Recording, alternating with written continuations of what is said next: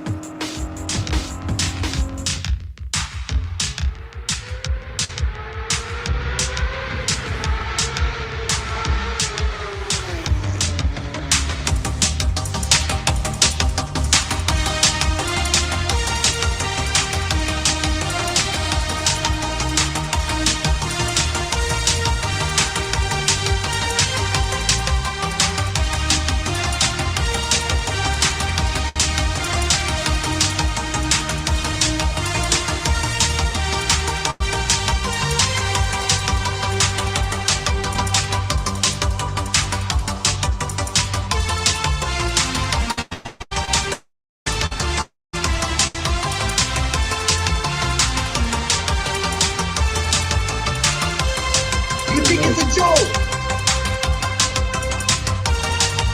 They're all sitting in a little room. They're all sitting in a little room eating muffins, drinking coffee together. And then they go out and they play court.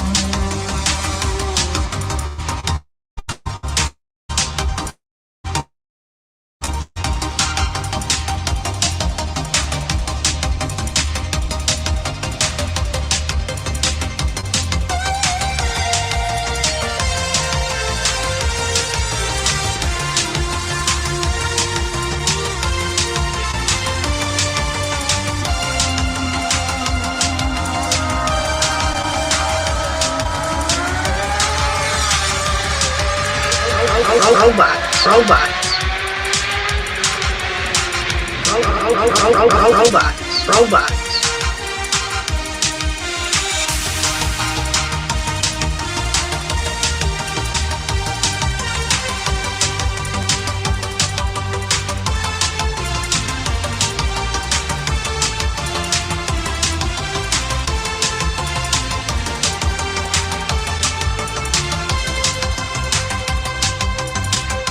Hey, it ain't easy, Griffin.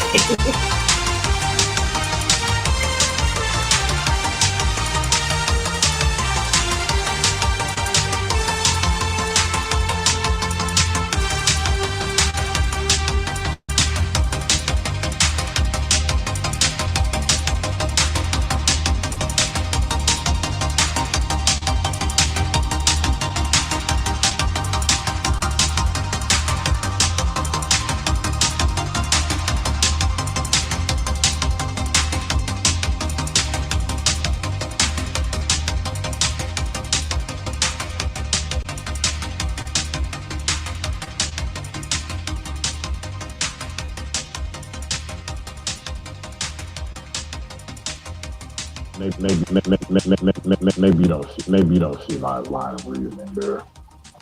Too much YouTube is probably it. Wait, hold on. I have to ask this. Are you a paid? Are you like working and paid to do this? We're going on Amazon. $50 Walmart card and a carton of smoke. Maybe you don't see my line of reasoning there. Too much YouTube is probably it. Wait, hold on. I have to ask this. Are you a paid actor?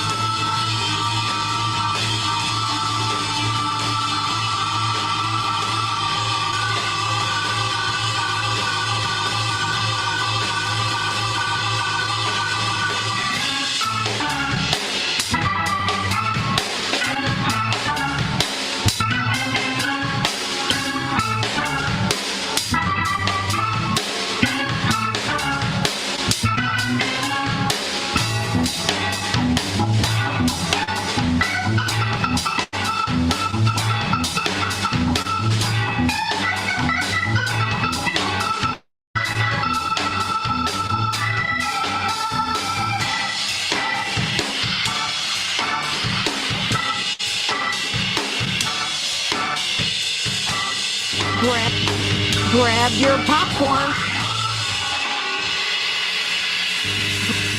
Grab your popcorn.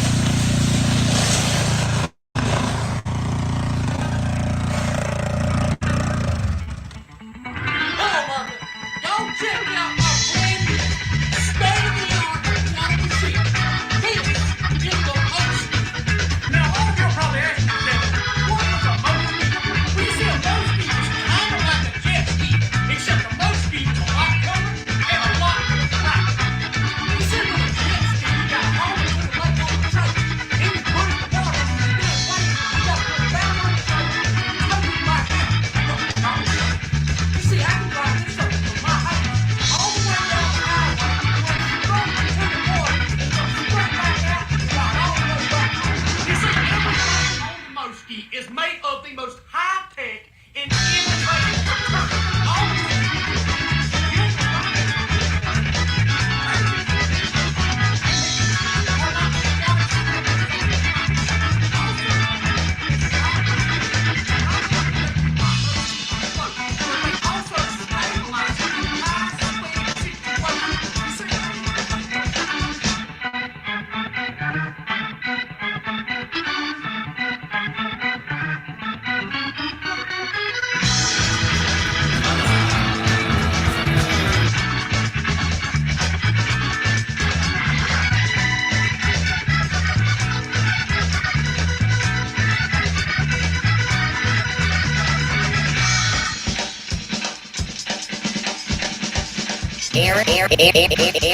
Aaron, you little son of a bitch. A wheel through his throat right there. So it comes up all the way.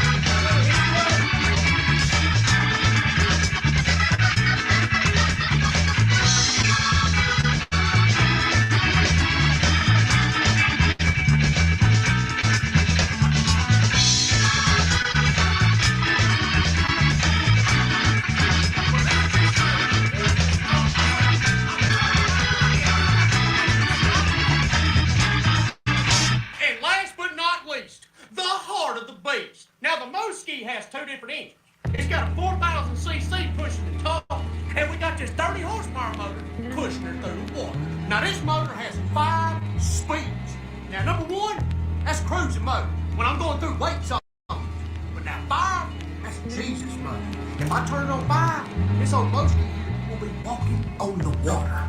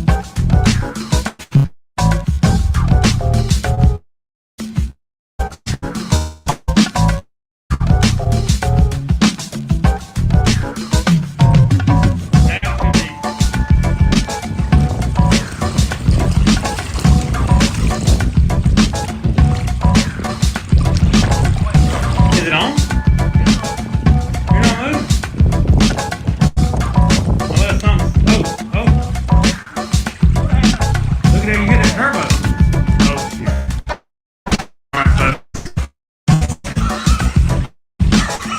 All right, I'm moving! Uh-oh, straighten her up. I can't! This is Titanic all over. Doing donuts on the water? Yeah! Look at this! Yeah!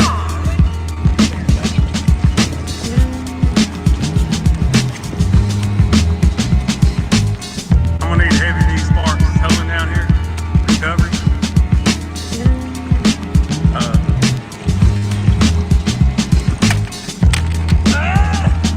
Hey, you can't kind of sit on the seat backwards and reach it.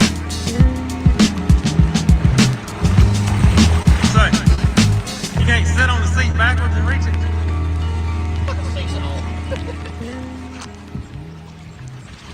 All right, you getting further from? I might have to go home and get a fishing rod to catch it. Oh, there he goes, folks. There he goes. He's going down. He is going down. It's all over with.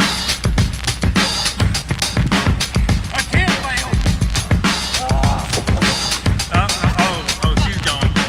She is gone. Well, ladies and gentlemen, the monkey did not work. That's all the way to be up to basics, folks. The first we hit Michigan. God bless y'all. I love you. So Bob's going down here on the boat and comes out. That was that boat back there, didn't he?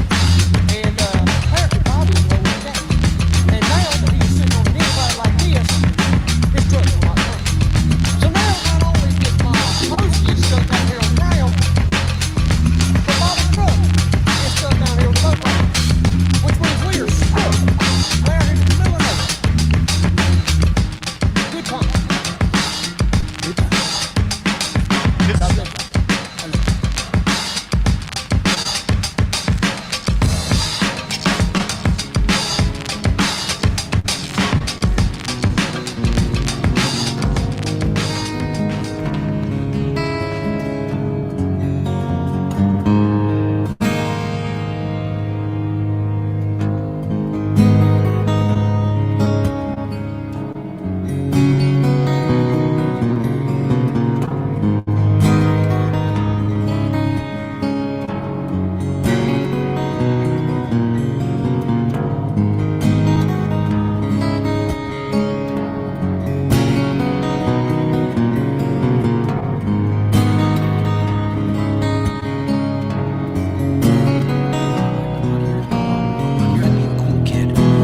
I'm here to tell you the harsh truth of the fact of the matter of the reality that you're embedded in and how to change it. If you don't want to hear that, it's your funeral, and unfortunately, it's everybody's funeral. Because I consider the people who attend a conference like this, you're cutting edge, you're tip of the spear, you're front lines. And unfortunately, I don't think many of you really have heard or really do truly understand what I've been saying over the last 16 years. There are some who do very much get it, but they're definitely in the minority. And I'm going to speak to that dynamic in a way that's not going to be too comfortable. Main reason I do what I do is because I have a deep moral obligation to speak this truth regarding what I know, in order to help other people understand it and action upon information. Do something human can do so that we can end it. Because that's it.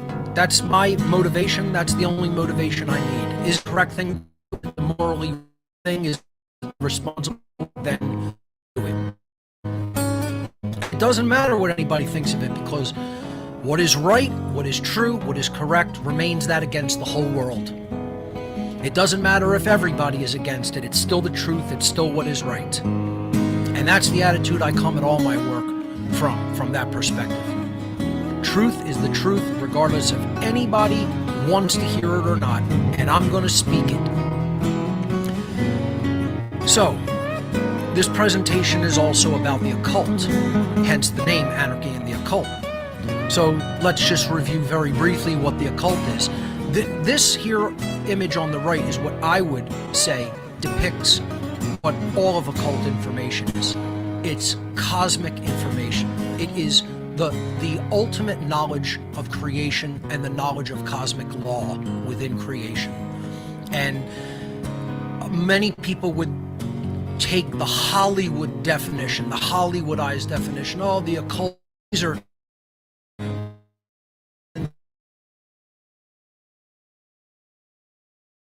is. Not to say that there can't be aspects of it that deal in a sense like that, but occult information is deep psychology. It's deep human psychology. It's deep, hidden understanding of hidden laws of the universe that are hidden from people for very specific reasons, to control them in their ignorance. The word occult is derived from the Latin adjective occultus, meaning hidden. That is all the word occult means. It means hidden. Occultism is the study of the hidden laws of nature, specifically those laws which are at work in the invisible/mental/spiritual domain, far more than those that are at work in the visible/physical world. Therefore, occultism involves the acceptance of a much wider worldview than that which is ordinarily taken by the everyday person. Occultists, then, may be defined as those who study all the laws of nature, not just the seen laws of nature, both that which are readily seen and those which are much more difficult to see with the physical eyes or with physical measuring instrumentation alone. This is something that has to be perceived with the mind's eye. This is something that has to be perceived through holistic intelligence, not just left-brained intellect. And that's where the problem usually comes in the anarchist community, because you have I'm not going to paint with the broadest brush and say that it's all people within the anarchist community, but there's a large percentage of them that are more purely secular humanists and do not have a very deep spiritual foundation and look at things from very often an even atheistic perspective. And they're going to find this the most challenging to understand, because they've really limited themselves from Jump Street. They've limited themselves right out of gates. Because the people who are really running the show do understand how these hidden cosmic laws work, and they understand that the occult is simply nothing more than hidden science. That's what the occult world actually is. It's science that you don't know about yet. It's science that you're not privy to because the masters of our reality didn't want you to be privy to it. And what I'm doing and have been doing for the last 16 years is exploding that hidden science out into the world freely, at the risk of, getting on the bad side of my former colleagues and people who are in the big cult that's really running the show. And I've been attempting to tell people who say they have freedom how to go about it and obtaining it. And that's the problem, is many of them are themselves psychologically, spiritually, morally resistant to the true understanding of this science which could liberate them, and instead they prefer to remain willfully ignorant, and that puts them in a position where they can never be liberated. Because, as we're going to talk about, there's only one solution. As incendiary and as angering as that may be for people to hear, there's only one solution, and most human beings don't know what it is. And we'll get to that. So let's jump into the first section, called The Goal and Why We're Not There Yet.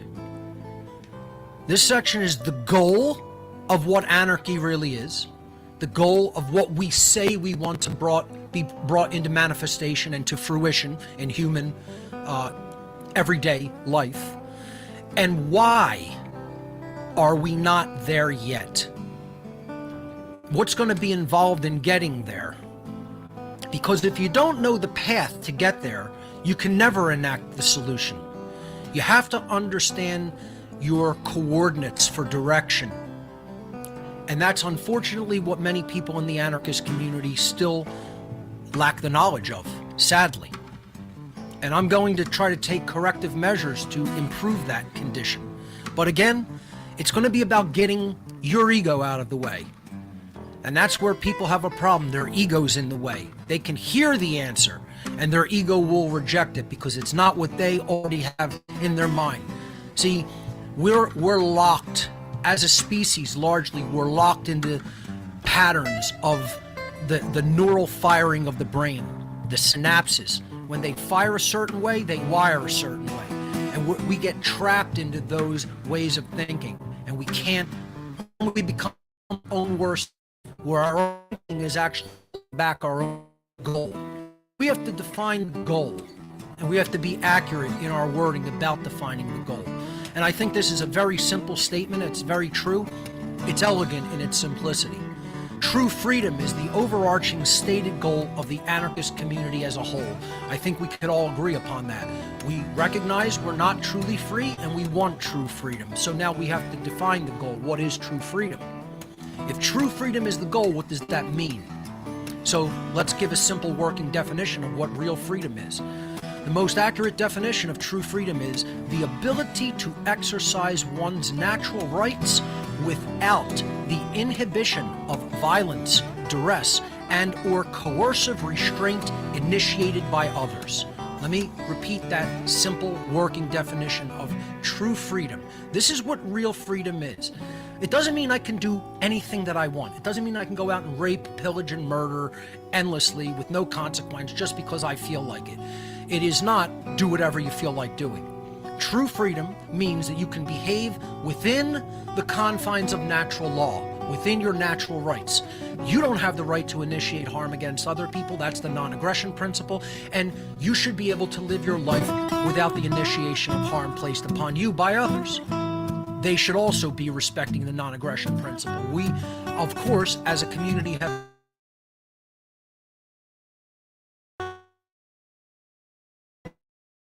inhibition of violence, duress, and coercive restraint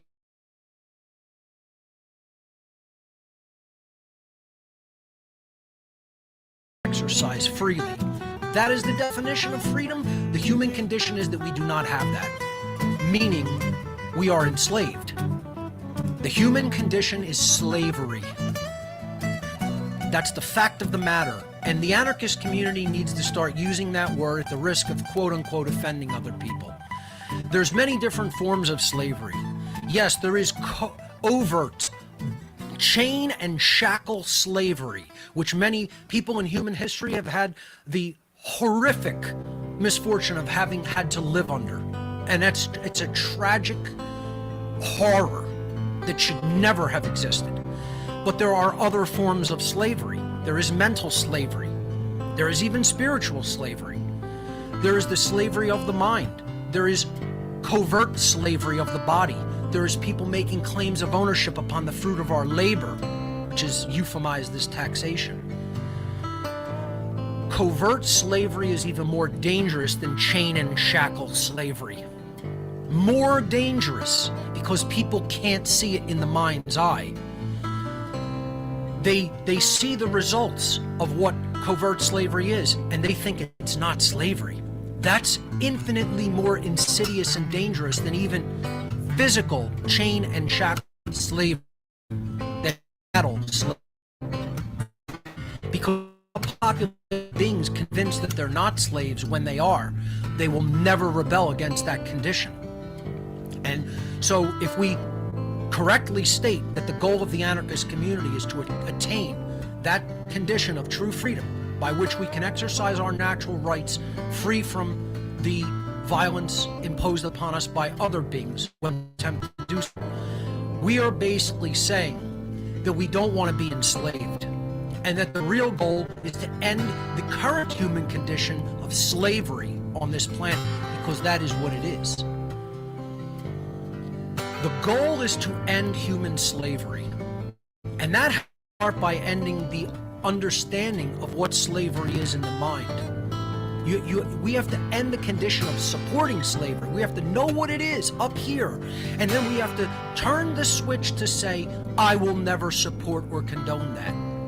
And that's the hardest work there is to do, by my own admission. This is what I've been spending the last 16 years trying to do, with unfortunately little real world change in the aggregate of humanity. There are small subsets of people who have been learning it very well and have really changed their lives for the better and are helping other people to change theirs. But if we look at it in the aggregate, in the collective sense, we are not very close to achieving the goal of ending slavery on this planet in the human population, because government is slavery. And the goal of the anarchist community, if we're going to live truly free, the idea of government cannot be supported, it cannot be condoned, and at some point it must be ended to end slavery. And I completely share that goal with the anarchist community. I share the goal of I share, so I really want to champion the anarchist movement. However, and here's where feelings are going to get hurt, and that's okay, because I have to be honest about my assessment of the situation and what I see. I cannot open up with a lie. I cannot tell you that I see radical progressive change in the right direction. Unfortunately, this is where I'm gauging the dynamic in the anarchist community right here. This is it. So there he goes. This is the anarchist community, unfortunately, and here it's a new what on earth is happening, man. Okay. To interject dark situation. This is Chumpy the hamster. Okay?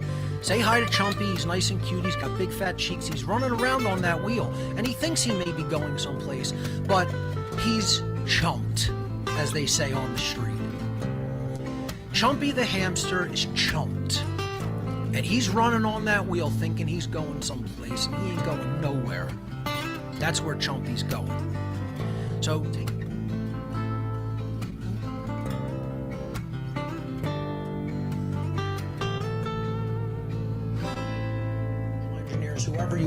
however you want to refer to them, the people who are really in control of this planet. When I was among their ranks when I was a Satanist, the two things that they told me that they were going to devastate society on, I mean, they just openly talked about, wait until you see these things coming down the pike. You're going to shit yourself. You're not even going to be able to fathom the level of deception, the level of the engineering of the mind that we are going to put forward over the next many years. And the two things that they referred to were, number one, first and foremost, the New Age movement. They told me that they were going to present to the public the most drastically off forms of spirituality that were going to lead people into a total trap, believing that they had attained actual spiritual awakening, spirituality within themselves. And all of the characteristics of that false awakening, that false spiritual mindset, were just going to devastate the person's spirituality inwardly. And boy, oh boy, did these people fucking do it. Folks, I'm telling you, they annihilated people on this front. And there was very little resistance to it, because people did not have the psychic self-defense and shielding against it. They did not know it was coming, and they did not know what fucking hit them when it hit them. It blindsided them like somebody coming around from the back with a punch to your jaw, knocking you senseless from behind you. That's what happened. And that was number one, that they specifically talked very openly in close quarters and private quarters, private sessions amongst each other. They said the false spirituality that we're going to hit people with is going to be like an absolute atomic explosion right in their face. And they did it. They didn't talk about it. They went out and did it because they had access to all the publishing houses. They just had people with a million different pen names and fronts and organizations write those books, put all those books out, those audio books, those DVDs, those tapes, and they just absolutely ruined people's mindset when it comes to what real spirituality is. Devastated it. The number 2 thing that they talked about that they said was coming down the pike a little bit later was wait until you see how we transform women in society. And all you got to do is look around at the woke community. All you got to do is look around at the entire neo-feminine agenda. If you're paying attention and if you're honest with yourself. And most people aren't doing either thing. Most people aren't truly paying attention, and most people are fucking themselves day long, every day up. And they cherry pick what they want to hear. They cherry pick what they want to believe is true. They say, oh yeah, this I'll take, but oh, this, I'm holding on to that mind control. I refuse to look at that. I refuse to accept that. This makes me uncomfortable. I'm not going to even watch that. Not all the way through. I'll watch it, and when I hear one thing that makes me a little uncomfortable that said, I'm out.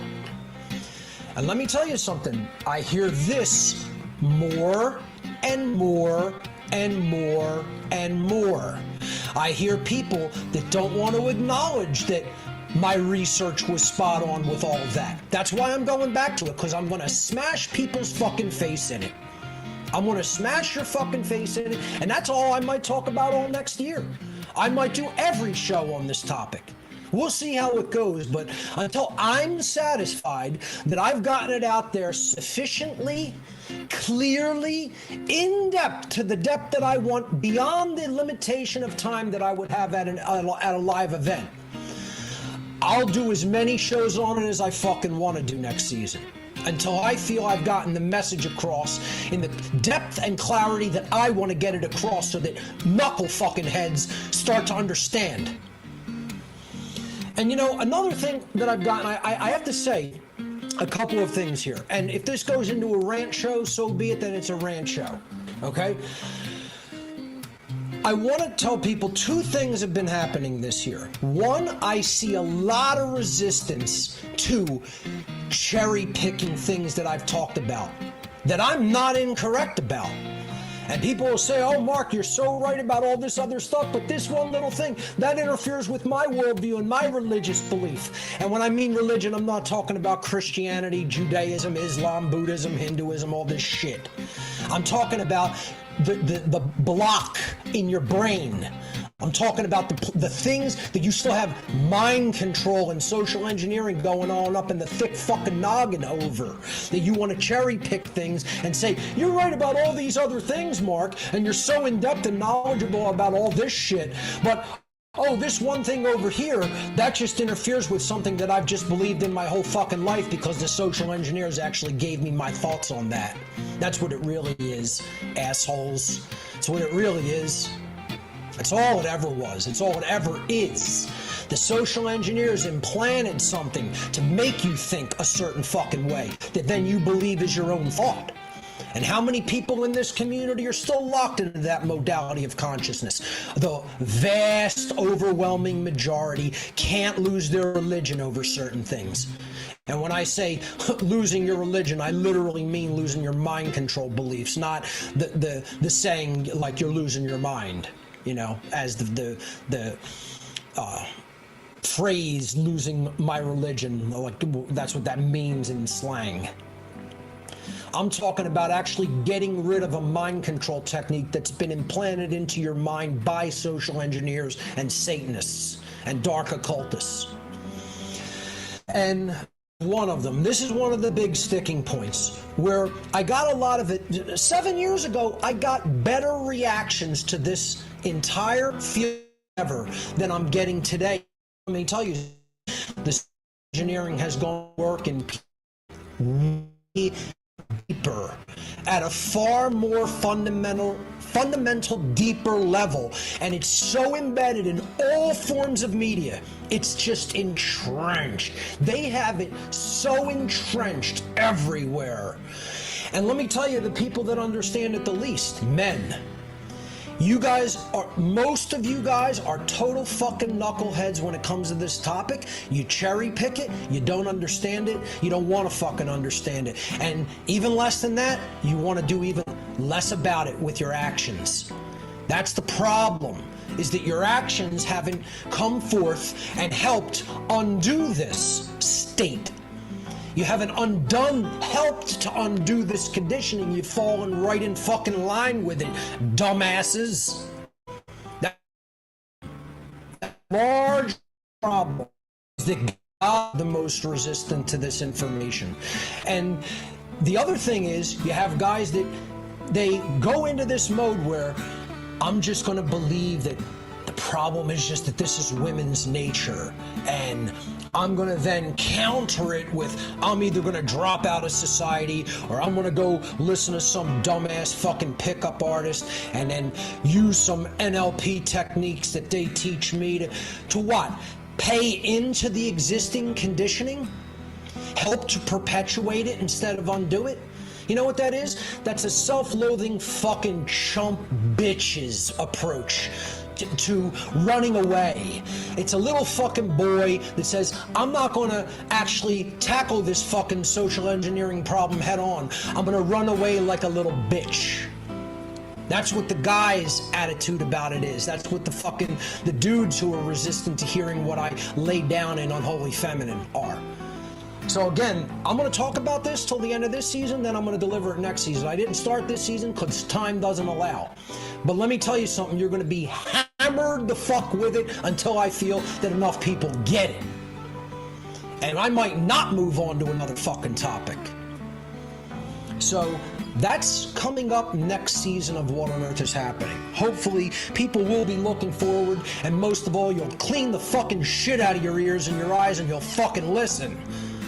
Instead of being fucking cherry-picking dumbasses. And that's how I have to say it, folks, because you guys haven't fucking done a fucking thing. Almost all of you haven't done a fucking thing regarding that and getting up off your fucking lazy asses and getting involved in the fucking war that we're in. Speaking of which, this is one way you can do that. And guess what? It's not a sales pitch. This is how I really feel about it. I feel that most people are lazy fucking losers. You don't want to get up off you don't want to put in the game, you don't want to get involved, you don't want to pay enough time, you don't want to pay enough attention. You don't want to spend enough time, you don't want to pay enough attention. The spiritual currencies that have to be fucking invested to get a return on your investment through actually making real world positive change in this shithole that we're living in. So if you want to stop being a ludtard and you want to stop being a lazy fucking loser, maybe you should sign up for How to Become the True Media. Guess what? If my attitude regarding this toward fucking people has made less people sign up, I don't give a fuck. I'm going to say what I really think regarding people and their efforts, and most people's efforts have been total shit. Okay? So this is how to actually get a return on your investment. This is how to actually spend time and attention wisely, ludtard lazy ass. How to Become the True Media is a tech seminar that will teach you the skill sets and life lessons required to actually put skin in the game, to stop being a lazy fucking loser sitting on your fucking couch with your thumb up your fucking ass. All right?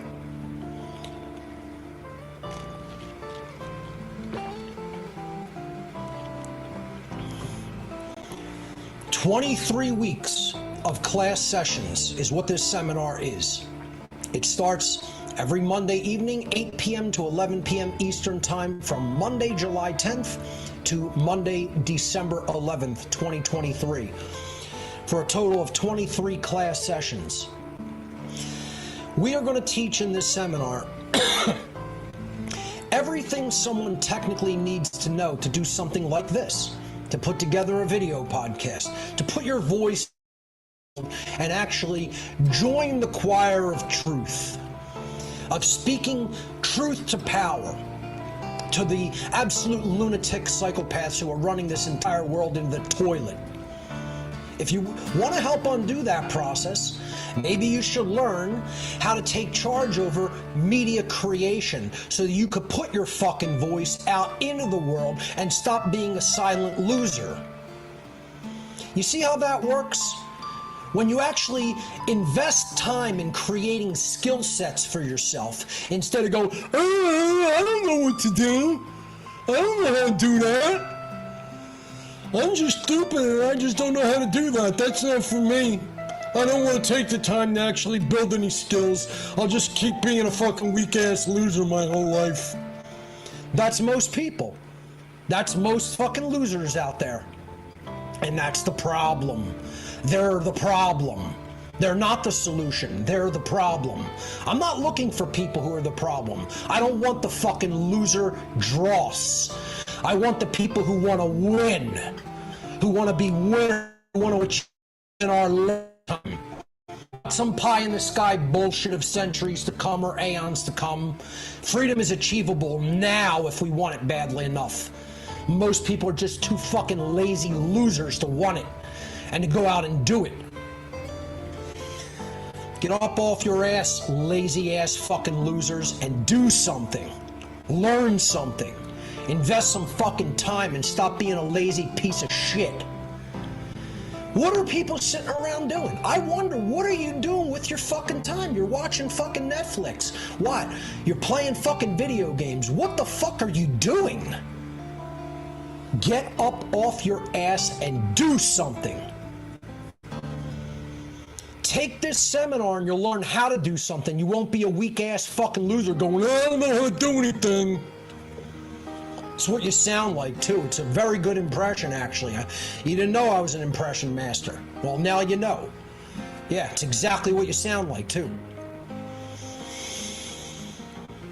We're going to teach you everything from the basics of how to use an operating system on a computer, not the fucking imbecilic black fondle slab. Here's most people. Oh, I'm doing something. Oh, here we go. I'm doing something. Don't you see? Wait. Let me post that meme to Facebook. I'm doing something. Can't you see? I got my black fondle slab.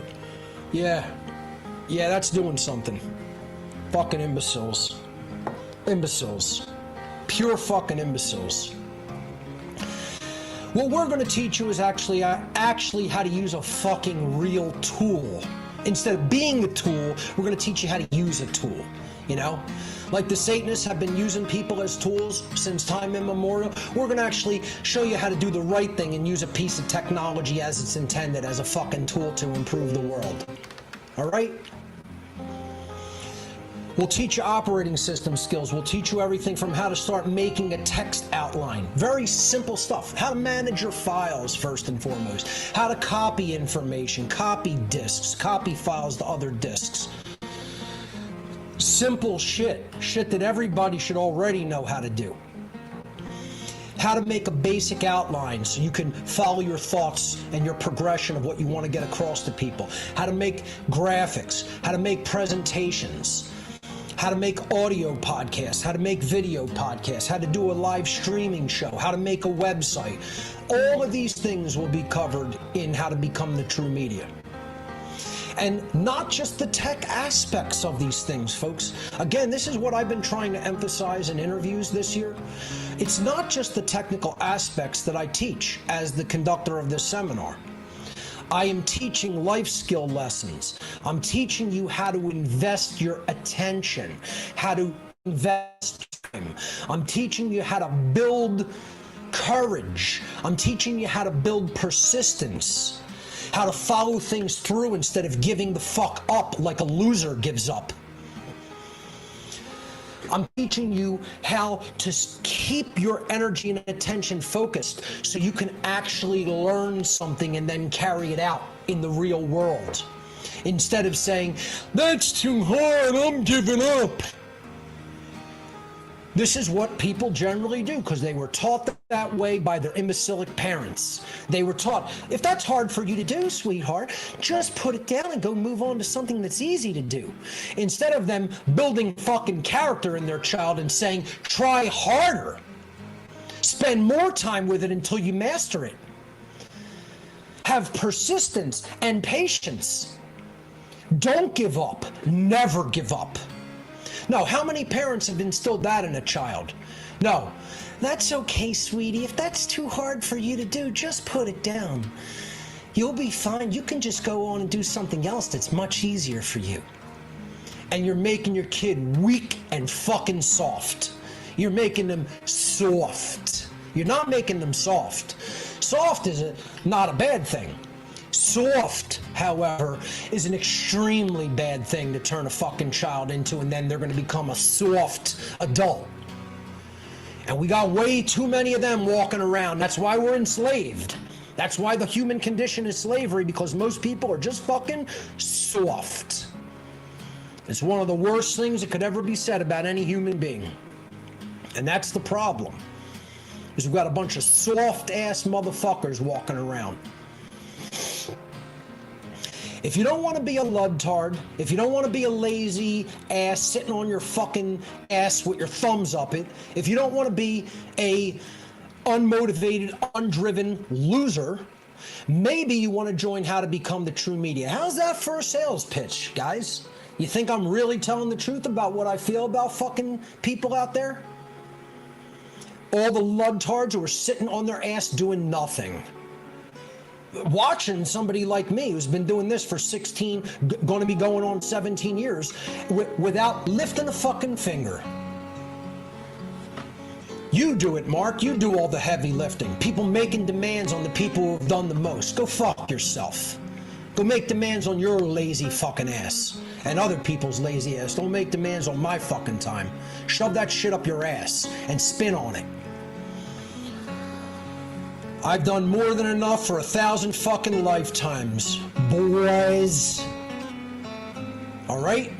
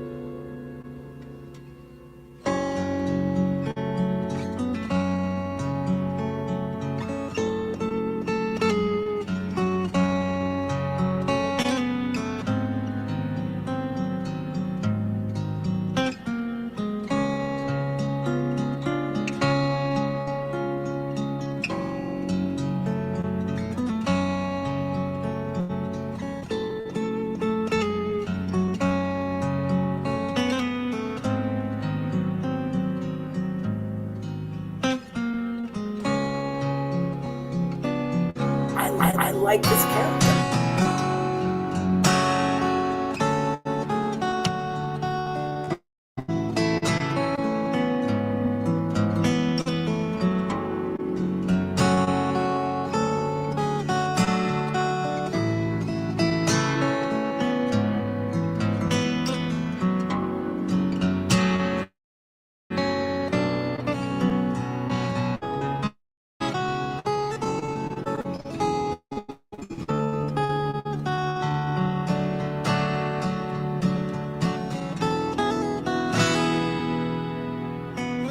I like this character.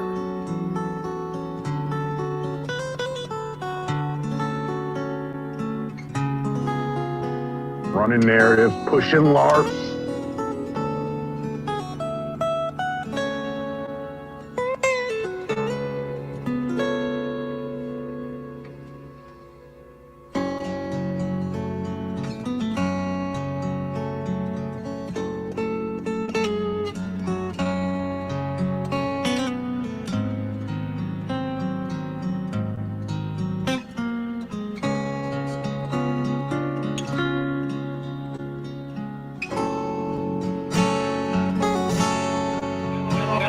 Hello, man. I don't think you're honest, and I think you're a LARPer just like them.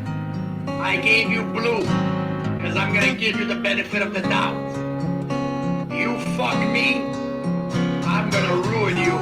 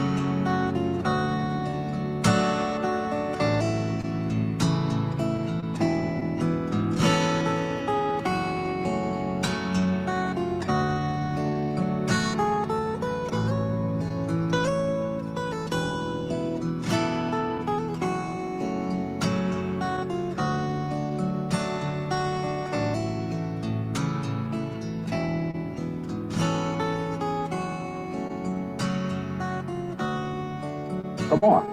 Let's go. Should I drop the link for him? Hold on.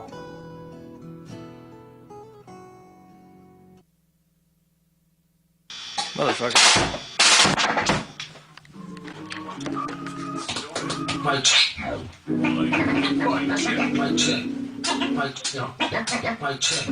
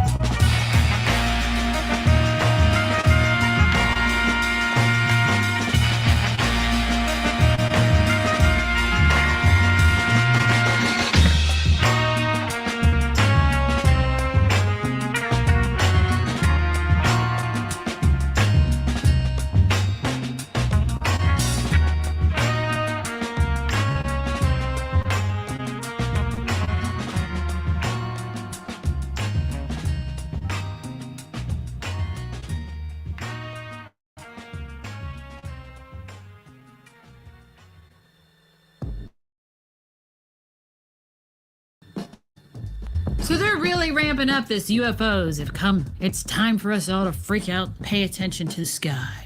This is like one of those sad stories of don't look up. Do you look up? Do you not look up? Do you follow propaganda? Do you not follow propaganda? Are you screwed if you do? Are you screwed if you don't? Well, personally, my thought process, well, go look what's going on, but don't obsess over it. Because God forbid, there actually is something coming and you don't know about it. Bombshell claims from a military whistleblower. UFO wreckage recovered by the U.S. kept classified by a secret government program for decades. Tonight, a world television exclusive you will only see on News Nation. Welcome to Elizabeth Vargas Reports, earning your trust every night. You are one of the most trusted former intelligence officials in the U.S. defense and intelligence establishment. Yes, I was. You were trusted with the most intimate secrets. Yes. Grush sitting down with award-winning investigative journalist Ross Coulthart, who's reporting for News Nation and has spent years reporting on the UFO question. What conclusion? That was actually quite interesting. So he's standing and he's in a standing position. He's got his elbows and shoulders up high, and he's holding his hands up high around his upper chest area.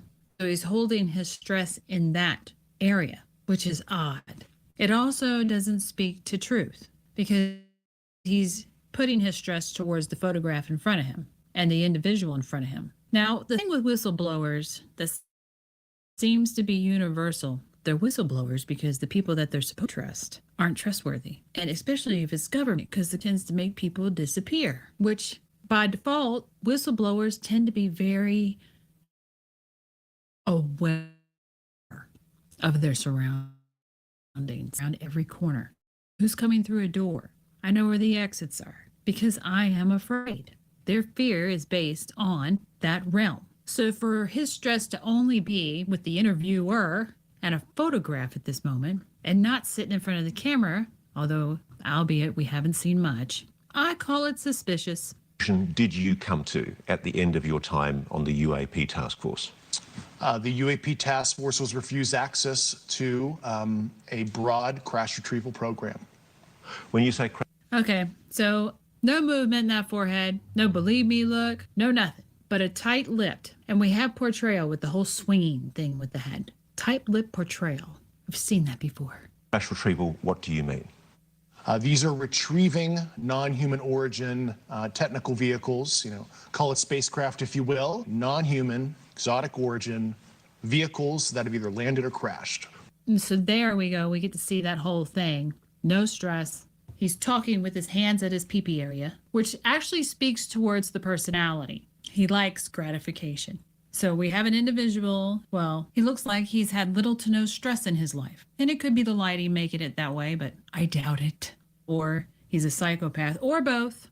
And he motions towards his pee-pee area a lot for the gratification part of a personality. And we're tight-lipped. We don't ever see these kind of people. Generally, when they give off that body language, people tend to not want them around because they're creepy, especially when they interact with females. We have spacecraft from another species. We do, yeah. How many? Quite a number. You're kidding. No. I thought it was totally nuts, And here we finally see some stress in the forehead. Quite a number. I thought it was totally nuts. So the believe me look comes in, and just an FYI, this is all secondhand information. He's not a whistleblower of firsthand information. And at this point, we don't really need to go over anything else, because as soon as you realize the individual that is supposed to be your witness is not a firsthand witness, they're no longer a witness. It's hearsay. And therefore, everything they say has no validity. But I did want to go over the personality that we were seeing coming through, considering it just seemed, I think we've pissed off the natives. Let's send in the UFOs. Because we've all seen the whistleblowers for the Biden administration. And they certainly don't behave this way, do they? We've seen the whistleblowers for the Clinton Foundation. They don't behave this way. There's not a one of them that's excited to be there. And this guy is so happy. So cue the aliens. If you like it, please share. Thanks for watching.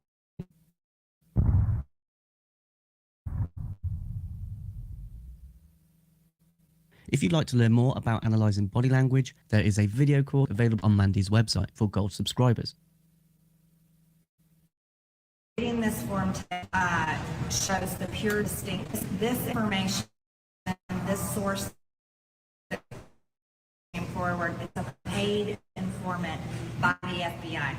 This has nothing to do with Giuliani. This has nothing to do with the information that he brought forward. And it's totally separate, and it's extremely credible because he's a paid informant. I made some notes after I left the SCIF based on the information, and I'll share that with you guys right now. Basically, what was happening there is back in 2015, 2016, Burisma was looking to buy a U.S.-based oil and gas company. And this came from being advised by Hunter Biden and his partners. Biden said Shokin was corrupt. That was around the time of this meeting, was when Joe Biden, as vice president, had said that the prosecutor Shokin was corrupt. They hired Hunter on the board to make the problems go away. That's what they specifically said. Hunter advised that they could raise more money if they bought a U.S. So the was trying to do the right thing, trying to advise. They shouldn't go this route. They should hire an attorney, work out their problems that they were being investigated for because they were having other legal problems. And that's why they were being investigated by this prosecutor Shokin. The informant was advising them, don't go this route. Why would you buy another U.S. company while you're in? That's not a good idea. So he's trying to tell them to do the right thing. Donor Burisma said that Hunter was stupid and that his other business partner was smart. He also said that he paid $5 million to one Biden and he paid $5 million to another Biden. And it was a bribery. He also told the informant this is common practice in Russia and Ukraine. It's common practice, it's part of business there, that's how their culture works, that they will pay bribery money in order to get business deals done. And that many businesses, they take that into account, they put it in their budget basically when they're preparing to buy another company or start another company, that's just normal. And so over in Ukraine, for them to consider hiring Hunter Biden on the board in order to make their problems go away, which was the prosecutor Shokin, who was investigating Burisma for corruption and legal problems. This was definitely illegal for a vice president of the United States and their family members. The informant had asked the owner of Burisma if he was happy that Trump won, and he said no, he was not happy. Remember, he had invested a lot of money into the Bidens to make his problems go away. But he did say that it would take 10 years for all of us to find out the payments made to the Bidens because of how many bank accounts there were.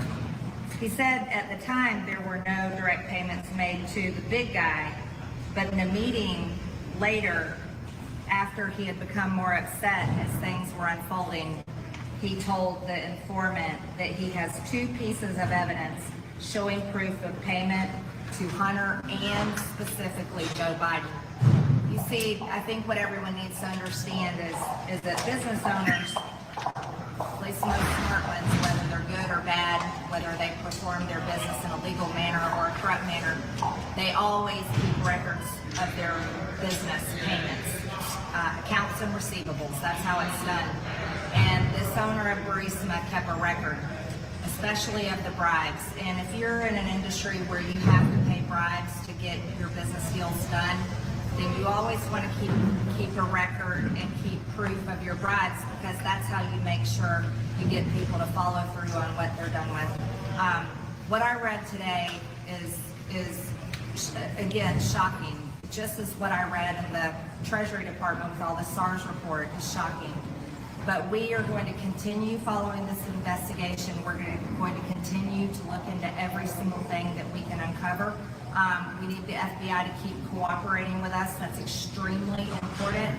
And I have very high expectations of Christopher Wray that he'll do the right thing and continue showing us the information that we're asking for. What I'm upset about, though, is the FBI doesn't think the American people are worthy of this unclassified information. I certainly do. I think the American people deserve to see it and know every single bit of it. That's why when I left this gift, I made all my notes on this piece of paper here so that I could explain everything to the American people.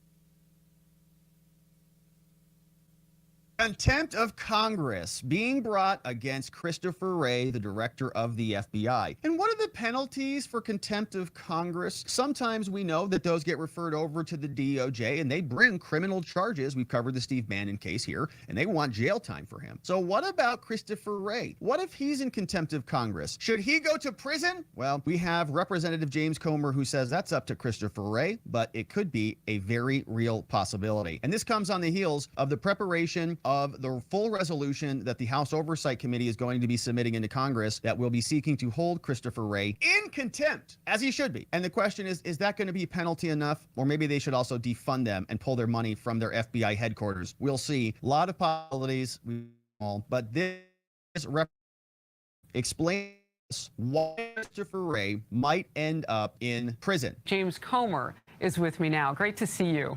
So, first of all, will you get an unredacted document by going after Christopher Wray? Well, that's what we're asking for. That's what the subpoena says. It's very specific. It's a very document, and at the very top of the document it says unclassified in big bold letters. So there's really no reason for the FBI not to hand this document over. So, Chairman, what has been the delay? I mean, because at one point, I think I covered it early in the day a couple of weeks ago, that he wanted you, Christopher Wray wanted you to walk over to the FBI and see it there. I mean, this has been a really weird back and forth. Well, even FBI's before in that, charge. Harris, he wouldn't even admit he had the document. It took them a long time to admit they had the document. When he finally figured out that Senator Grassley and I both knew without a shadow of a doubt that the document existed, then they finally admitted to having the document, and they said that they would allow me and Jay Haskins to go classified and review redact copy of the document. Now, we all know what happened after we came out of there. We were in there for 90 minutes. Not only did we review the 1023 form that implicates Joe Biden in a potential bribery scheme, then they gave us a briefing. They told us things like there was an ongoing investigation and this document had been handed to the investigator. And then we walk right outside and Jamie Raskins says things that just aren't true. He says that this was part of Rudy Giuliani, that the document had something to do with Rudy Giuliani. It's a and bold. What? He also said he didn't recall the FBI saying that the document was needed for an ongoing investigation. They said that 4 times, that it was a part of an ongoing investigation. So if nothing else, Christopher Wray can thank Jamie Raskin for what's going to happen to him Thursday morning at 9 o'clock unless he produces that document in the next 24 hours. Wow. Well, who's on the subpoena list now? That's tomorrow. Imminent. I'm sorry? Who's on the subpoena list now? Just Christopher Wray. Just he is him. the one person. But yes. You're looking at other things. You've been working with the whistleblower, so on and so forth. Are there any other people that you want to bring in? We're going to bring in a lot of people very soon that pertain to a lot of different areas. The one missing piece before we start bringing people in for depositions and things like that is this Form 1023. So it's important evidence. Because it's important evidence because remember It's the what it keystone. says in there. This dates back from 2020 all the way back to 2017. The briber alleges that he gave a bribe to the vice president, and he did it through various banks and various shell companies. That's exactly what we've uncovered, and what we presented to the American people happened in Romania. Oh, interesting. So you're going to match what you have learned against the actual evidence, and you're put that. Last one. Will people evidence? Presenting bank records that show wires from China that were then laundered through shell companies that went down to Biden. We showed that Biden received money less than 2 weeks after he left Romania while he was vice president that went through shell companies that was funneled down to the Biden. So we're following the money, Harris, and there's a lot of money. There are many more bank accounts, and this is an important part of our investigation.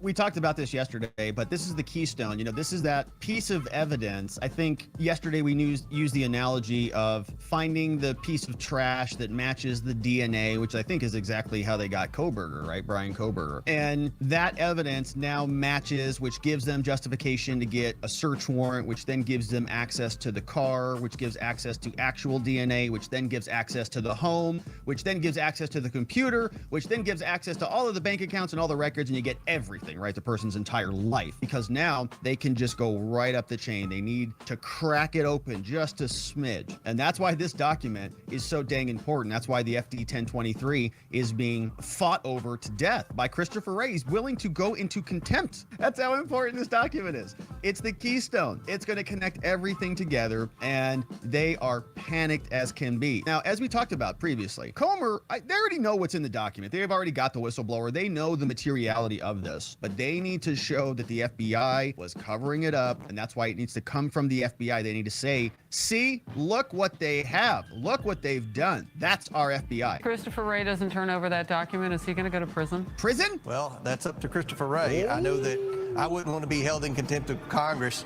and end up in prison being the former head of the FBI.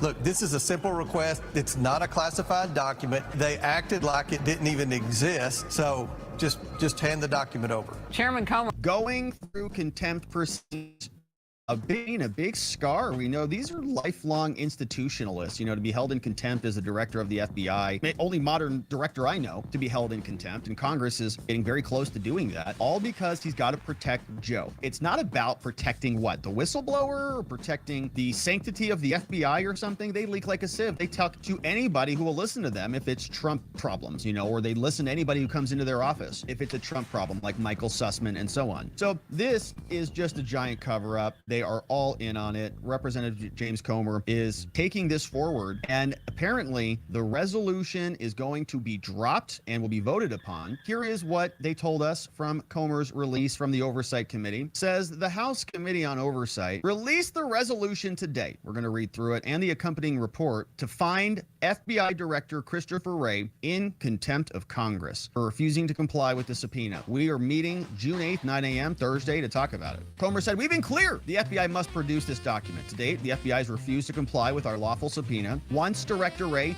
confirmed this thing exists, the FBI started their cover-up by leaking a false narrative to the media. One of those people who was involved in that was Lion Jamie Raskin. The case is not closed, as the White House Democrats and the FBI would have you believe. The FBI created this record based on information from a credible informant who has worked with the FBI for over a decade and was paid 6 figures. The informant had firsthand knowledge with the foreign national, we're going to learn more about who we think this is, who claimed to have bribed then Vice President Biden. And now, Attorney General Barr has confirmed that the record was given to the U.S. Attorney in Delaware for the purpose of that investigation. Comer says Americans have lost trust in the FBI and their ability to enforce the law impartially. They demand answers and accountability, and the committee is going to hold them accountable. So the hearing will be taking place tomorrow, 9 a.m. Eastern Time on Thursday, and we will cover it, not live at the time, but we will pick back up and review the entire hearing and see exactly what went down there. But the resolution was dropped, and Comer put a copy of this on his Twitter account. He says, I just introduced the resolution on the floor of the House to hold FBI Director Wray in contempt of Congress. And this is the resolution.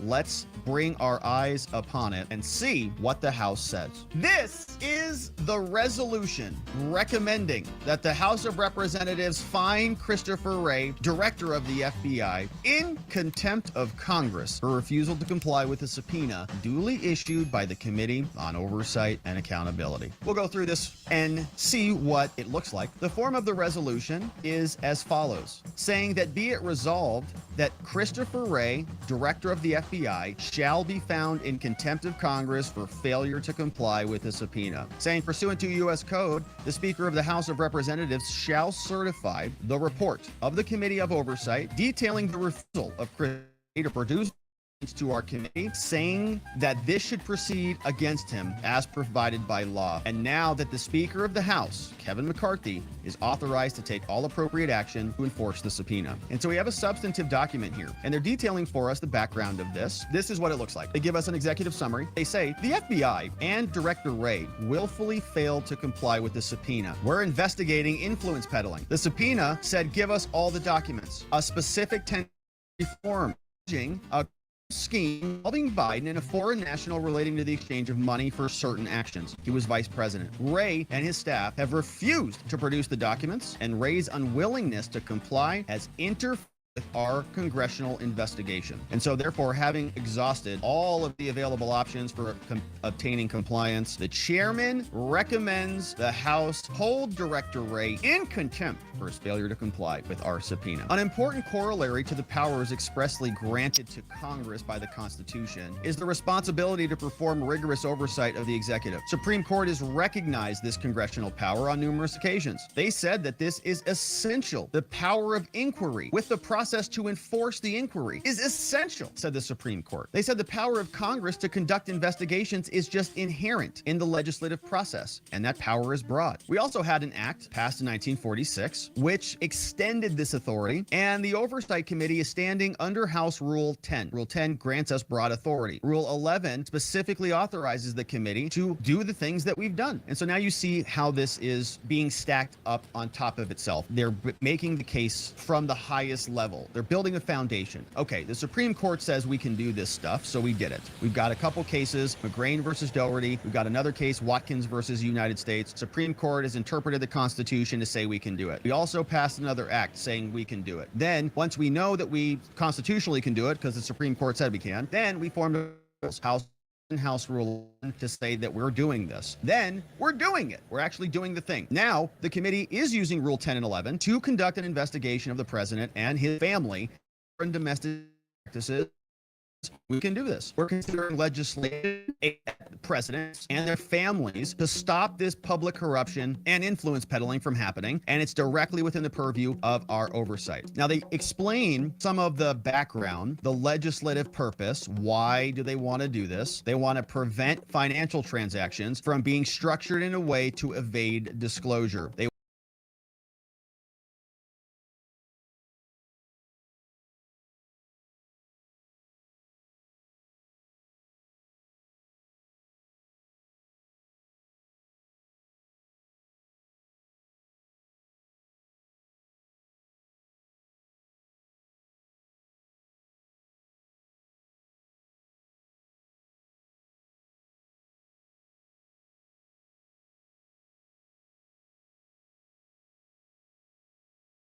and it's directly within the purview of our oversight. Now, they explain some of the background, the legislative purpose, why to do this, to prevent financial transactions from being structured in a way to evade disclosure. They want to strengthen the Bank Secrecy Act. The committee aims to draft legislation for more transparency, too. 3 great reasons. But without having the 1023 form, the document the committee's subpoena captures, the committee cannot assess whether the allegations in the document pose an actual risk. We can't tell. And because the FBI refuses to cooperate, the committee cannot use the form to evaluate whether anyone from the Biden family received payments from the foreign national, how much those payments entailed, if they were made, and what, if any, companies, including shell companies, were used to make such payments. And since the document was redacted, the committee cannot interview the individuals involved, request documents from them, or corroborate or disprove the CHS statements. This evidence would be highly relevant to developing legislation to strengthen the financial disclosure requirements regarding foreign transactions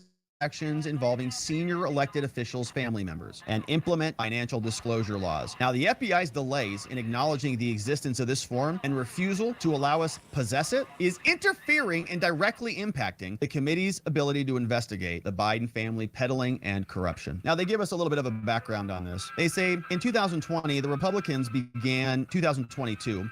committee began investigating big tech companies, saying free and fair elections are very important. While seeking to converse about this, we sought answers about a particular story. You remember the New York Post story, the one that was banned back during the election, the one that was covered up with the aid of CIA, Mike Morell, and Anthony Blinken, the current Secretary of State. After reviewing the laptop, the investigation expanded to include other areas, including the Department of Treasury and the suspicious activity reports being created about Biden's family members. The committee learned about various SARs, the suspicious activity reports, from the Treasury Department and began to inquire. They asked for subpoenas for the bank records. 4 banks with specific subpoenas tailored to Biden family members and their business associates. Records were unique. Bank records obtained have revealed a pattern that foreign nationals and foreign companies appear to have sought access and influence by creating lucrative business relationships with Biden family members and their associates while Biden was VP. Long time, 2009 to 2017. Now, we had a couple of documents that were drafted. The first bank records memo. We had a second bank records memo. A whistleblower finally came forward. Through legally protected, highly credible, unclassified disclosures, we learned the following. There is this FD 1023 form. According to the whistleblower, the FBI and DOJ have been in possession of the document. These allegations followed the pattern established by our other investigation. So in light of these, we demanded to know more and we wanted the document from the FBI. The FBI said we would accommodate you, but nope, didn't satisfy the subpoena. We couldn't even retain it. And significant parts of the information provided was redacted. If we got the unredacted form, it would help. So we sent a subpoena. We got a letter back. The subpoena said a bunch of, response said a bunch of nonsense. Oh, we can't do this, sources and methods. They had a meeting together on the 15th. There was a phone call. Chairman Comer and Grassley requested a call with Ray. Phone call did not take place until May 31st. FBI does.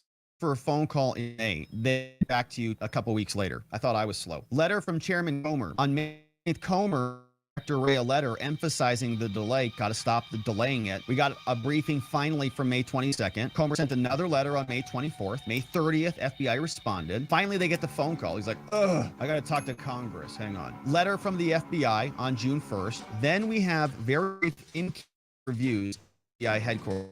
Then FBI staff allowed Comer and Raskin a review of the form. That's what happened this week. 2 staff members attended. The FBI also briefed Comer and Raskin and staff about some of the info, but they were unable to answer questions. Several times, the FBI refused to answer because the information in the form was used in, quote, an ongoing investigation. On the same date, FBI Chairman Comer got a letter from Chairman Comer describing its accommodations, but the FBI did not allow them to keep the form. So therefore, they say they failed to produce the form. Now, they give us some perspective on contempt. They tell us that these proceedings date back over 215 years. Valuable mechanism in our system. History is replete with this, and they've used it in the past. Within the past 25 years, it's been used before. Chairman Dan Burton recommended contempt for held in contempt by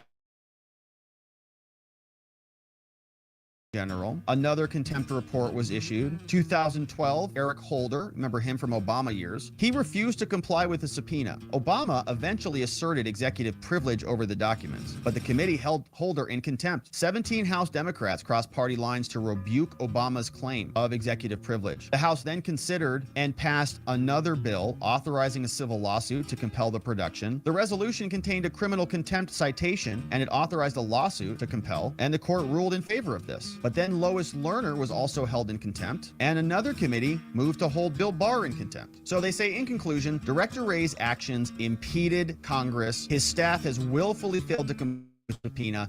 It's necessary to enforce it. The committee's going to be voting. Some nice background there on how this works and exactly what the FBI failed to do. Long list of requests and conversations. Can you give us this? Can you give us that? Long drawn out process because they don't want to give anything over, because they know this document implicates not only Joe Biden and the Biden crime family, but it also implicates the FBI for covering it up, not doing anything with this material. If this was a Trump document, he would have already been imprisoned for it, but they don't do the same thing for the left. But a lot of Congress people are excited about moving forward, and contempt is not the only potential repercussion for the FBI. I think, Maria, what we're really seeing is more of this administration just trying to hide the facts that there's a lot of corruption that went on. To me, it's kind of damning of the Justice Department to keep delaying releasing these things to us. We've requested it. Chairman Comer has done a good job of laying out the facts, and they've continued to put their head in the sand about the whole thing. You know, I don't understand how it is possible that the Oversight Committee is being denied your ability to have oversight of this. Do with the of the story. Well, and the same thing about it. We need to go back to what Congress has the power to do, and that's the power of the ball with us. When start cutting funding, they're obviously putting justice on the back burner and allowing their own political beliefs to run the show, and that's just not what it's supposed to be about. And unfortunately, that's what we're seeing time and time again from God and other investment bodies dealing with this. Chairman Comer is clearly facts bottom of the debate, did you lose some of that ability of the power of the purse because of the rules around the appropriations? Here's former House Speaker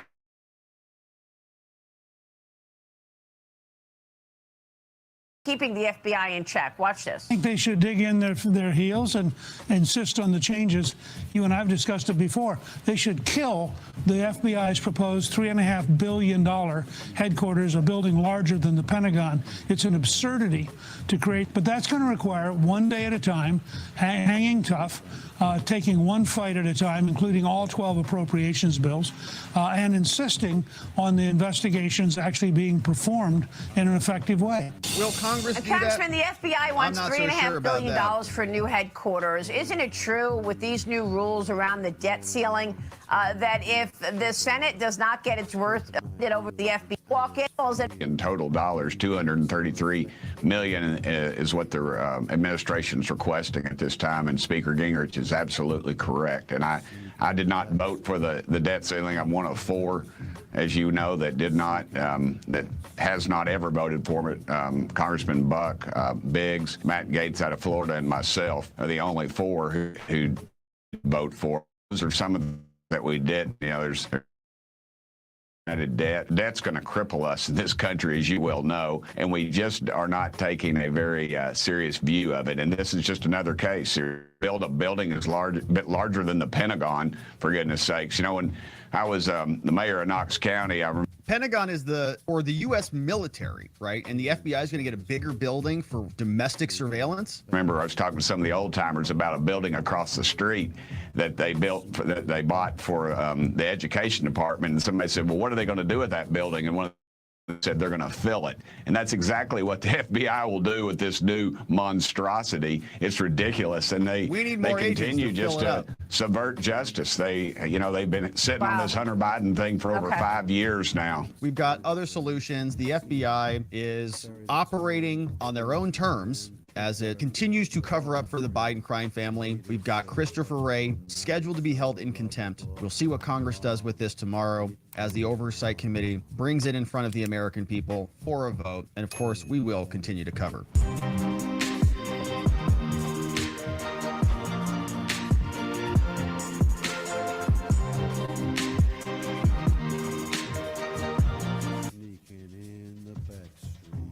Picture of Donald Trump. Those in the courtroom only saw the back of his head. We could see his face. We could see his expression. The overflow room is actually the jury meeting room here with 300 seats and a few tiny televisions, so small, the kind of televisions you get in a low-cost hotel room. We watched this on TV and through a feed, and we could see, even through the grainy picture, Donald Trump sitting, no expression, nothing to say, idle at the table with his hands folded.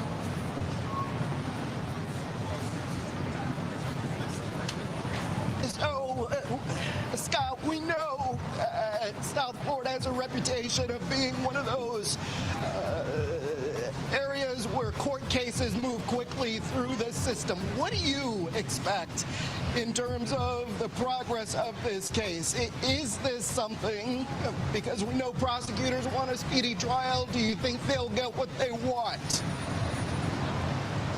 Jack Smith has already articulated that. He said so much during his news conference last week that he is going to seek a speedy trial.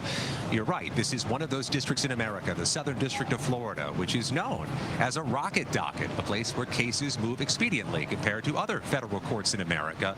But so much of this is going to be up to the parties. Does the defense choose to slow this down? Does the defense choose to file motions to potentially delay things or make this case move more sluggishly? That's going to be in the hands of the parties, but this case is still earmarked for Judge Eileen Cannon. We learned that today in the arraignment. Judge Cannon, based in Fort Pierce, Florida, a ways to the north of here. She, of course, was a Trump appointee. You may recall her name. She was the judge who oversaw litigation and challenges to the search warrant last year. She has this case, at least for now, and some of the timing could ultimately be up to her.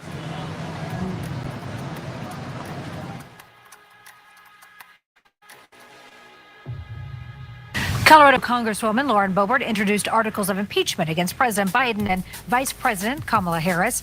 Boebert claims that the administration gave aid and comfort to America's enemies in Afghanistan and colluded with the Taliban. Boebert also criticized the drone strike that killed 10 civilians in Afghanistan, including so far response.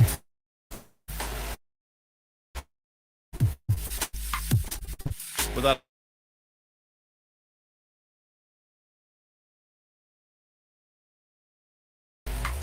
He's failed to uphold his oath of office and preserve and defend the Constitution. From illicit family building, business dealings, and millions of dollars in bribe payments, extended. Joe and his star Kamala Harris have allowed an invasion at our southern border, jeopardizing the lives of hundreds of thousands and killing hundreds of thousands with fentanyl. They've directed their border patrol to release illegals into our country unfettered. In fact, the judge even had to intervene and stop Biden's release program. Joe Biden has violated Article 2 of the Constitution to take care and respect the laws of this country. So, Mr. Speaker, that is why I'm introducing articles of impeachment against Joe Biden and Kamala Harris. Mr. Speaker, I yield back. Members are reminded to refrain from engaging.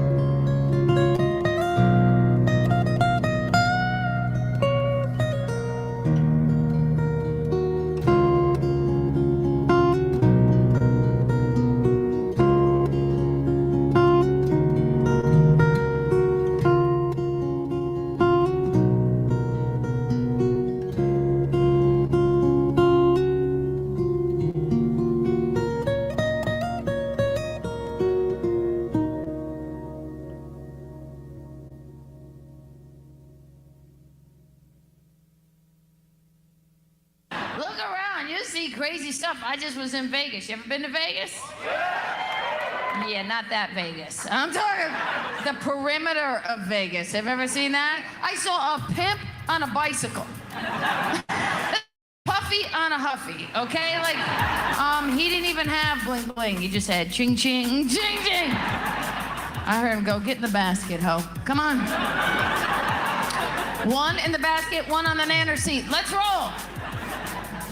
I was fascinated. I was fascinated by he was see something that you can't get your eyes off of. I could not stop thinking about this prostitute because she didn't have any teeth.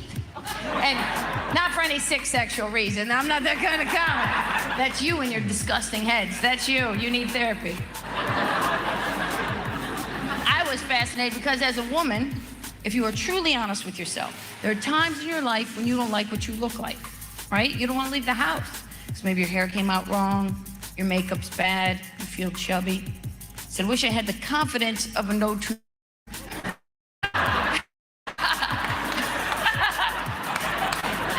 is a confident broad right there. Anybody who can sell for a living with no chiclets? Holy shit. I like this character. You find it funny it's happening. That's why I wanted to come to Boston, because you were Boston strong long before any problems, right? Yeah. a city to mess with. Even the commercials are tough here in Boston. Hey, come on down to Mikey's Used Cars. Or don't f you, we don't care.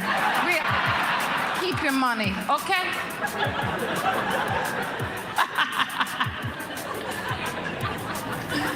Too much fun. You know what? You're fun in like a good way. People are so ridiculously stupid now. They don't have a sense of humor. That's why I'm excited they're going to make the station wagon again. Right? Because that's when this country had a sense of humor. Not only is it a car with basement paneling, hilarious. Like, is that a vehicle? Is it a forest? What the f is passing me? I don't know what that is. If you were a kid who had to sit in that very back seat of that station wagon, that seat that faced the oncoming traffic, right away you knew you were the disposable child. This was the hierarchy of the 70s.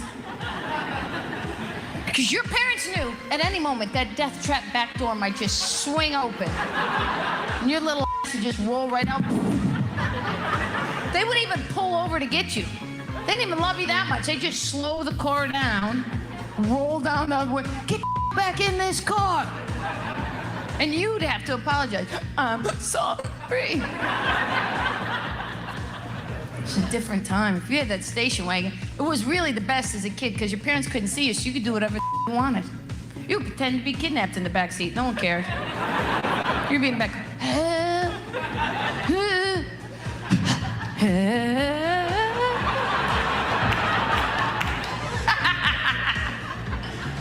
you know people had a sense of humor back then, because what do other drivers do? Nothing. That's nothing. Maybe honk the horn, make a face at your parents.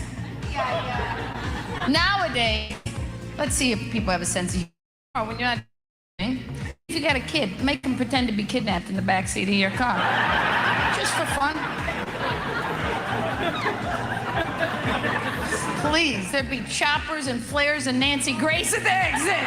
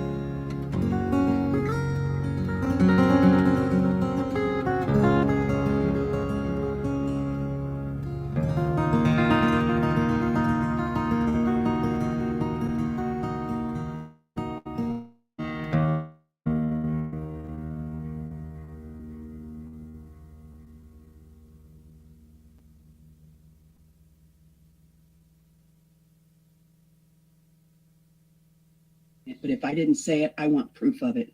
You know, I am 57 motherfucking years old. I could forget a few things. But I'm not going to see shit go down the way I seen it. Not going to go that way no more. No more. You know, people like to call police departments on people while they're alive. I've done it. Only because I had a vindictive issue about something. And I'm not going to be that way no more. I can't be that way no more because I can go to jail. I have a YouTube channel that puts me out in the public eye. That's a fact. If you don't want to be in the public eye and you don't want people picking on you, then don't be on the internet. But see, when it comes to when they come off, my babies. The federal law strictly prohibits the distribution of obscene matter. I would trust Edward with my children any day of the fucking week, you freak. Girl, fuck them kids and fuck you too. Oh, fuck. My babies.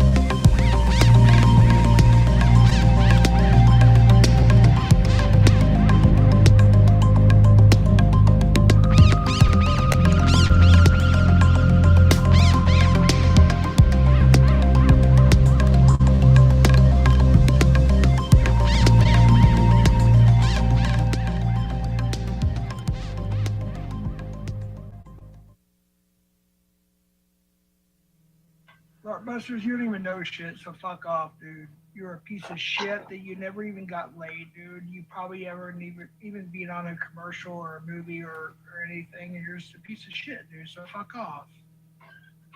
Sorry. You can talk. You can talk. I'm just used to being silent and being friendly, and I'm tired of it, dudes. I'm tired of people talking shit. So fuck off, LARP Busters. Beat me in person, you motherfucker. You piece of shit, motherfucker. I will beat your ass. I've had more women on accident you ever had on purpose when I was younger, you motherfucker. So fuck off. You want to talk shit? Pull up, bitch. Sorry.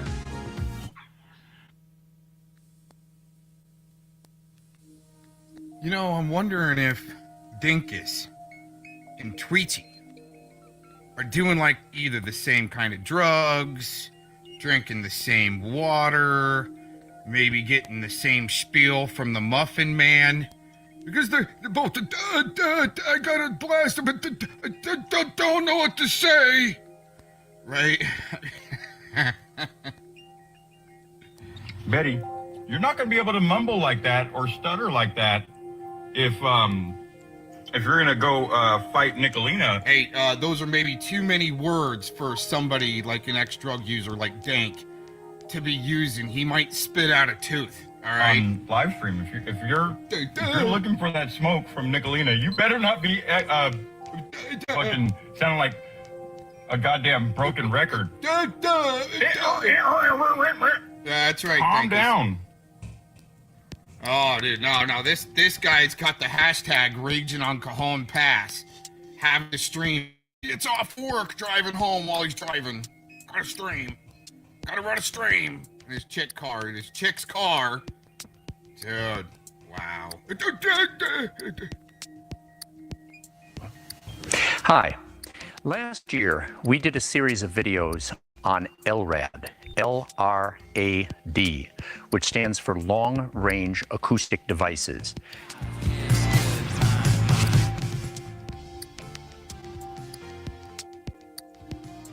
It's a beautiful fall day here in New England.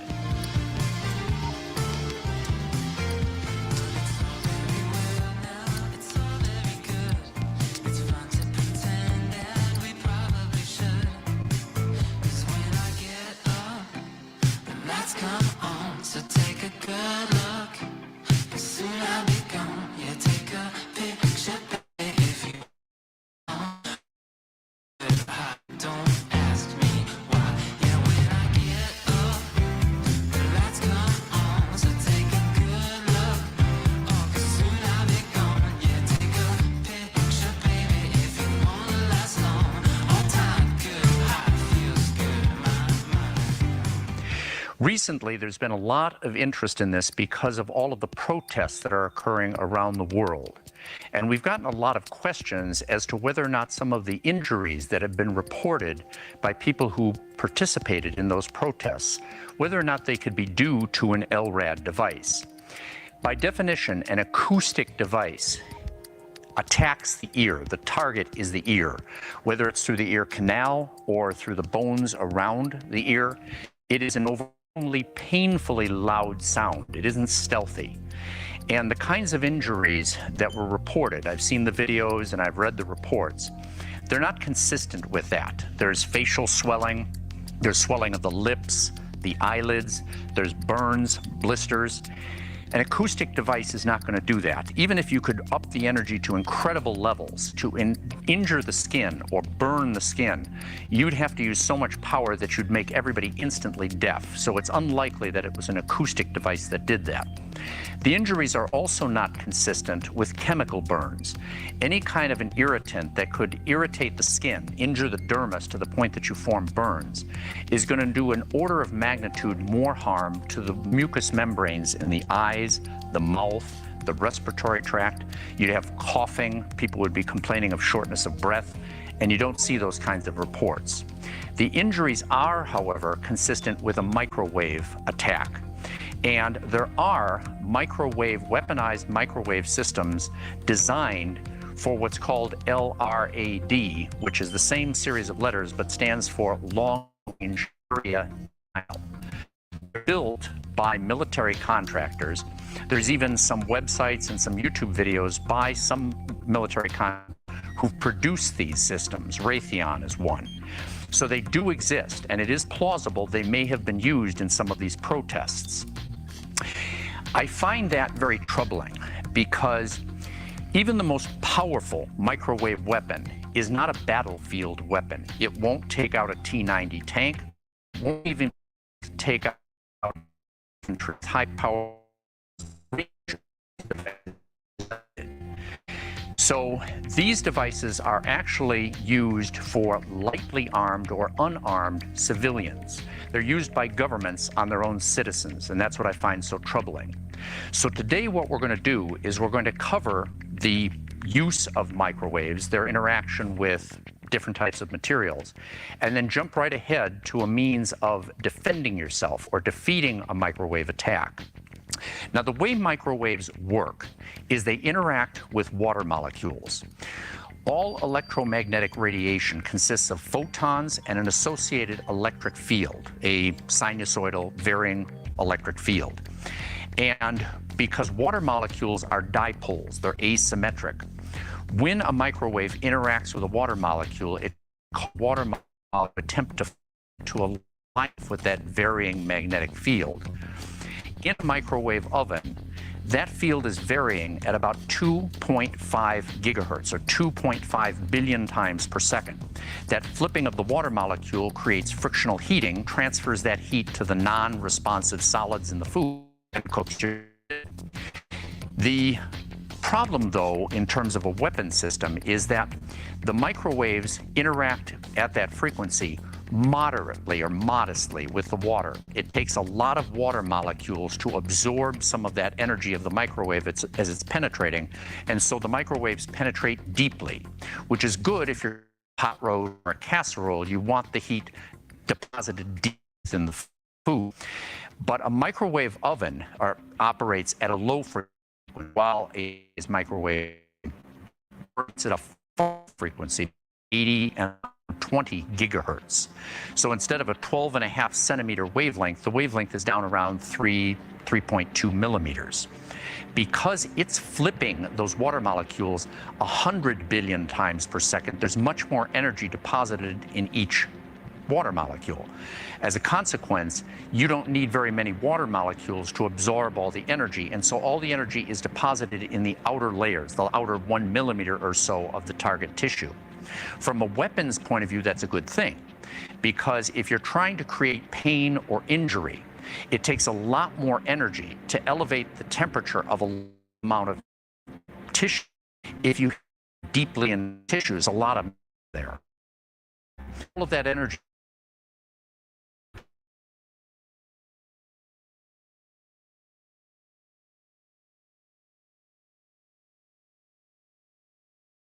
military to do with ability to focus or collimate that beam